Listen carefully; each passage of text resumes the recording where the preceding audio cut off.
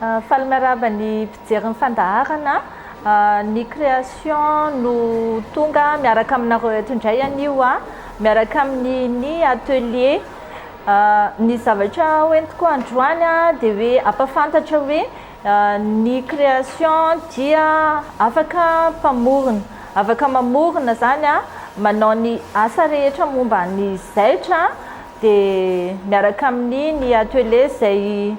manao ny confection ihany koa afaka manjaitra ny lamaody rehetra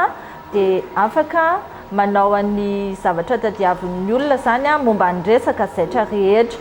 Ny toerana misy ny atelier zany dia eo amin'ny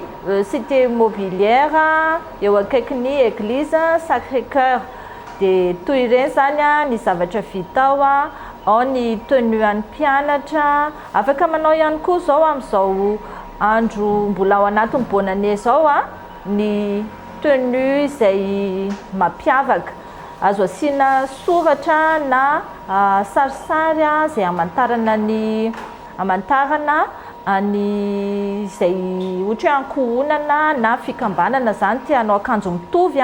dia afaka manatanteraka an'izany ihany koa ny atelier sy ny création izay miaraka. Misy koa ny fanaovana ny akanjo mariage afaka manjaitra manao akanjo mariage sy ny mpanotrona rehetra ihany koa zany ny création izay hozerinao amin'ny atelier ihany koa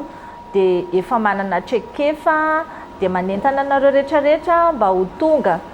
na fikambanana io na sekoly na olon-tsotra ihany koa izay te hanjaitra lamba miavaka zany dia afaka manantona anay.